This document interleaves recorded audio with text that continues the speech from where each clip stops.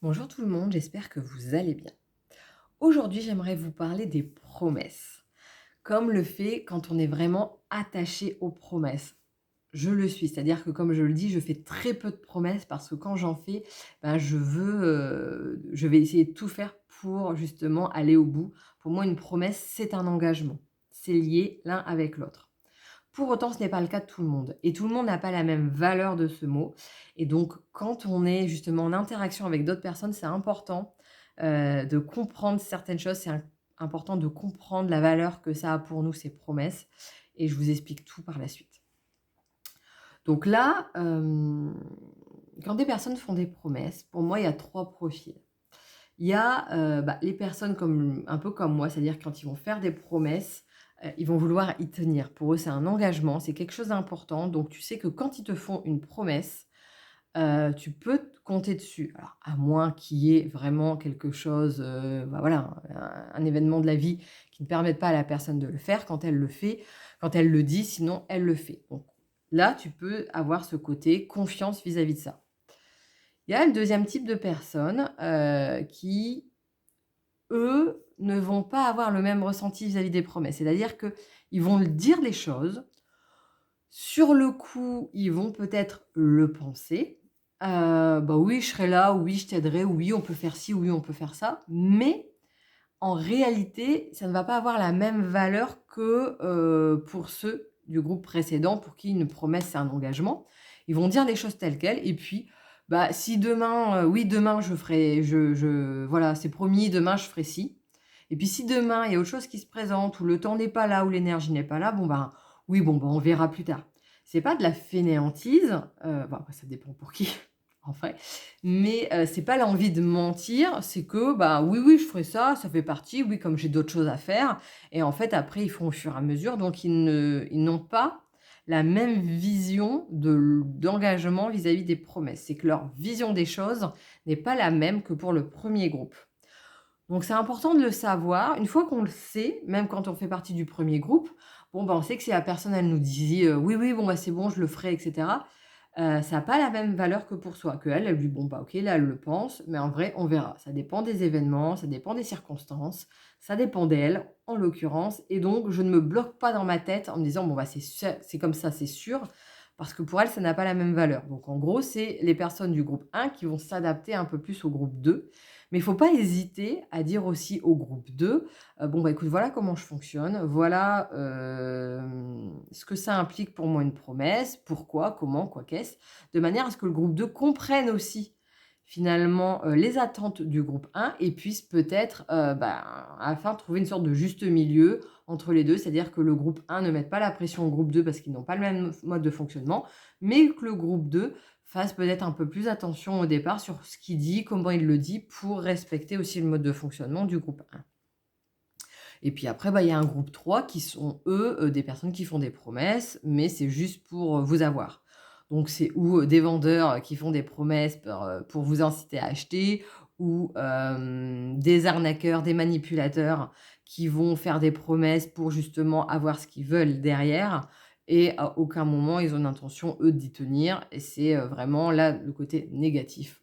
Donc là, c'est pareil, bon, bah en général, pour reconnaître ces personnes-là comme quand elles sont bonnes, les promesses, on peut vraiment y croire, la manipulation est bien faite, donc il faut se faire avoir pour comprendre. Maintenant, se faire avoir ne veut pas dire que toutes les personnes font partie du groupe 3. Donc c'est bien d'après de s'apaiser vis-à-vis de ça. Donc moi, ce que je trouve intéressant quand on après avoir fait ce constat, bien évidemment, après avoir, pu mettre des choses en place entre le groupe 1 et 2 pour communiquer différemment, entre que ce soit le groupe 1 et 2 par rapport au groupe 3, comprendre que oui, il y a des arnaqueurs et donc apprendre, à essayer de discerner les choses, mais sans pour autant devenir méfiant envers tout et tout le monde. Parce que non, tout le monde n'est pas négatif, tout le monde n'est pas, manipulateur et enfin, du moins pas dans le sens néfaste du terme et tout le monde n'est pas là pour arnaquer.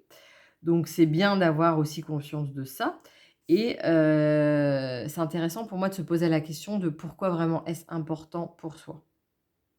C'est grâce à ce genre de questions qu'on peut en comprendre davantage pour soi, qu'on peut changer peut-être certains mécanismes quand on voit qu'ils sont néfastes et qu'on peut, prendre conscience de l'impact que ça peut avoir sur nous, même vis-à-vis des autres. En l'occurrence, pour ma part, pourquoi je fais autant attention? Parce que, bah, petite, on m'a fait en l'occurrence, mon père m'a fait des promesses qu'il n'a pas tenues et ça m'a blessée. Donc j'ai cette empreinte-là de dire: «Bah, je fais attention désormais, considération envers autrui, quand je fais une promesse, je m'y tiens pour ne pas blesser les autres parce que justement j'ai déjà été blessée comme ça». Pareil, il peut avoir un côté finalement de dire, bah, dans les promesses, quand on est face à des personnes du groupe 1, donc qui d'ailleurs qui tiennent, leurs promesses justement pour qui c'est un engagement et ben là on rentre dans un côté sécuritaire. De dire: «Bon, bah, là il m'a dit oui, donc c'est bon, c'est sûr, donc ça me sécurise parce que ça y est, ça va être fait, comme ça, parce que là j'en suis sûre». Donc là, quand on a un besoin sécuritaire, bon, bah, c'est OK, déjà, mais c'est déjà d'en prendre conscience et de prendre conscience de ce que ça implique dans notre relation avec les autres, dans l'attente qu'on met vers les autres, vers la dépendance qu'on peut avoir vers les autres à cause de ce besoin-là. Et c'est grâce à ça qu'on va pouvoir justement se mettre en paix pour dire: «Mais comment je peux répondre moi-même à mon besoin de sécurité?» parce que c'est lui qui est là. Et là, après, ça m'empêchera pas de continuer à faire partie du groupe 1, de dire, bah, quand je fais des promesses, je m'y tiens et c'est pour ça que j'en fais très peu. Quand il y a des choses où je sais que ça ne dépend pas entièrement de moi, bah, comme je l'ai déjà dit dans des vidéos par rapport à mes séances, par exemple thérapeutiques, bah, ça dépend de la personne avec qui je suis. Donc je ne vais pas faire des promesses.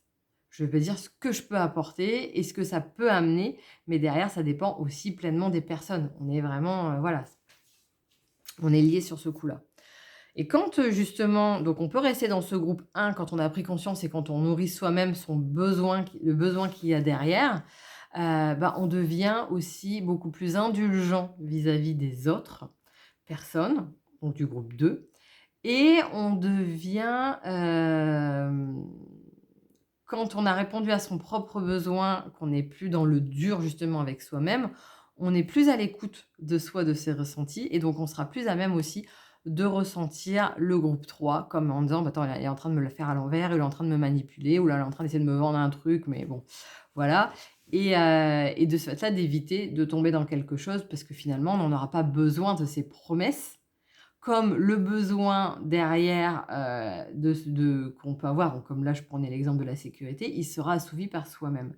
Donc derrière, quand on veut nous vendre quelque chose, bah, ça sera sur autre chose qu'il faudra touj tenir et comme nous, on sera plus en paix avec nous-mêmes, on sera à même d'écouter nos ressentis pour pouvoir finalement s'adapter aux autres groupes de personnes. Voilà, donc n'hésitez pas, bah, à vous poser la question, qu'est-ce que, parce que ça va dans les 2 sens. Quand on fait des promesses et qu'on ne les tient pas, bah, ça veut aussi dire quelque chose. Donc qu'est-ce qu'il y a derrière qui fait qu'on ait fait cette promesse? Alors, est-ce que derrière il y avait quand même une intention de la tenir ou non? Et donc voilà. Et si on avait vraiment l'intention de la tenir, qu'est-ce qui s'est passé pour que finalement on ne le fasse pas?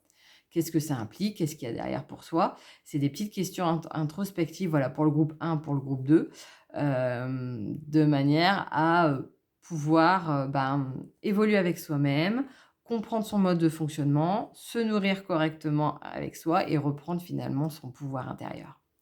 Bah, je vous souhaite une excellente journée, je vous dis à bientôt.